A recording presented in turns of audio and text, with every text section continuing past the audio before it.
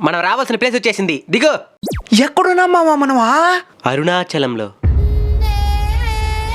చాగంటి గారి మాటల్లో ఈ అరుణాచలం గురించి ఎన్నెన్ని విధాలుగా వినుంటామా?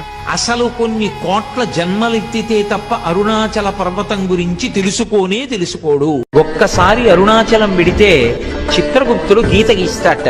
ఈ జీవుడు అరుణాచలం వెళ్ళాడు కాబట్టి తరువాత అని గీత గీస్తాడు. అంటే అరుణాచలం పట్టణంలోకి ప్రవేశించినంత మాత్రం చేత అంత గొప్ప అనుగ్రహంగా ఈశ్వరుడు భావన చేస్తాడు. తిరువారూరులో పుడితే మోక్షం, కాశీలో మరణిస్తే మోక్షం, అరుణాచలాన్ని తలుచుకుంటేనే మోక్షం. అంతటి గొప్ప క్షేత్రం ఈ అరుణాచలం. బ్రహ్మ విష్ణువుల మధ్య ఎవరు గొప్ప అని వివాదం వచ్చినప్పుడు వాళ్ళిద్దరి మధ్య శివయ్య అగ్నిస్తంభంగా ఏర్పడి ఆది అంతాలను కనుక్కోమనే కథ గురించి మీరు వినే ఉంటారు. అది జరిగింది ఈ గుడిలోనే. ఆ అగ్నిస్తంభమే అగ్నిలింగంగా మారి ఈ గర్భాలయంలో పూజలు అందుకుంటూ ఉంది.